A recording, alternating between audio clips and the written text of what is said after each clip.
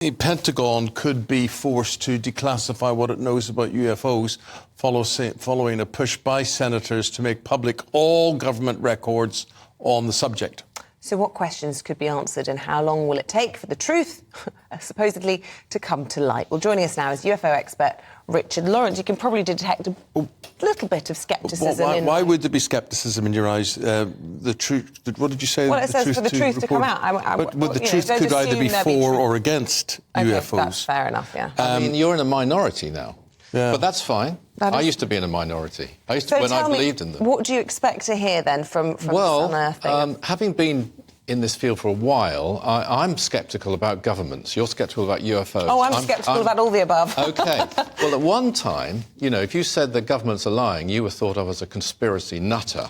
Now we absolutely know 100% they lied about UFOs for a long time, in this country as well, certainly in America. On the plus side, America is in some ways leading the way. They have had conversations with the British government as well, by the way, and they are on the verge, they say, of revealing everything. So we'll have to see. It's coming out this month, or rather the legislation is going through this month. Yeah.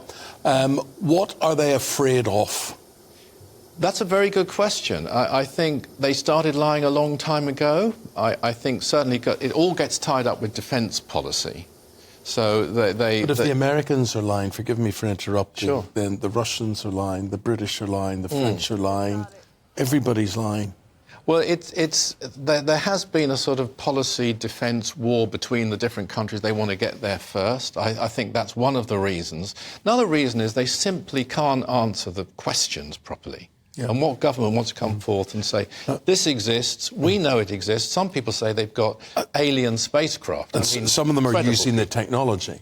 Yeah. They're dismantling this technology, yeah, or they've been given the secrets to this technology. Sure. So whether it's the speed of sound or the speed of light, or whether it's different materials which will probably be used in the theatre of war.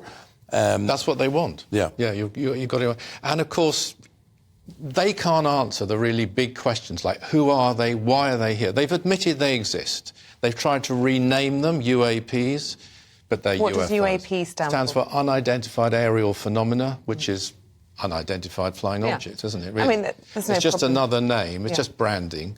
But in the end, the big question is, are they extraterrestrial? Now, that is the issue that a lot of people saying will now come out to the fore. They'll finally admit that they know that some of them are alien, because the capabilities of the craft that are being shown on clips from the Navy, from elsewhere, they can do things that no technology on Earth could duplicate.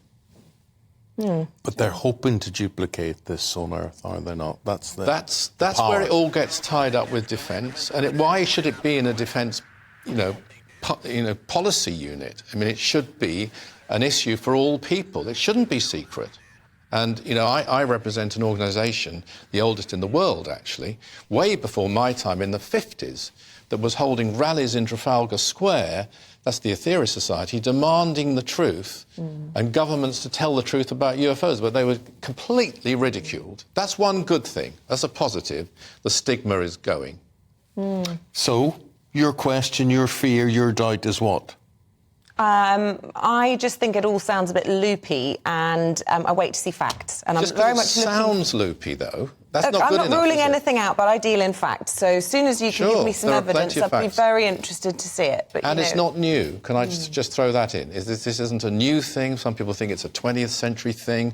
The earliest records on Earth, the Sanskrit records, the Bible, many other legends are just full of extraterrestrial, I would say, but certainly UFOs, which have been sighted. And they are friendly. Yeah. I just had to finish with that. If they weren't, we'd know it. Would agree the Bible's full of UFO sightings. Yes, of course it is. It's interesting of course it is. The Star of Bethlehem for a star. Exactly. Not a star, is it? So you term a star a UFO? It's not a star, is it? Stars can't hover over a stable. But when did it ever appear again? It hovered over a stable. It hovered over a stable, it disappeared, it never came back again. The stars disappear. Newsflash. They don't. Yes, they do. They don't. Well, then Ezekiel. I mean, there's plenty, but you look at the Sanskrit, it's better. Yeah. The Hindu scripts. The burning bush. The Vimanas. Yes, but that was God. That was miracles. Or it was an alien. Could be both. Could be both. Richard, really, I'd like to have more time to talk to you, but basically this is going to come, we're going to hear from this via the Pentagon. When are we going to hear these things? So it's going through this month. Also, there's a hearing in Congress this month because of the technology, the alien technology, which high-level, highly credible intelligence officers say they've got in the American government. Okay. Lovely talking to you. Richard Lawrence is a UFO expert.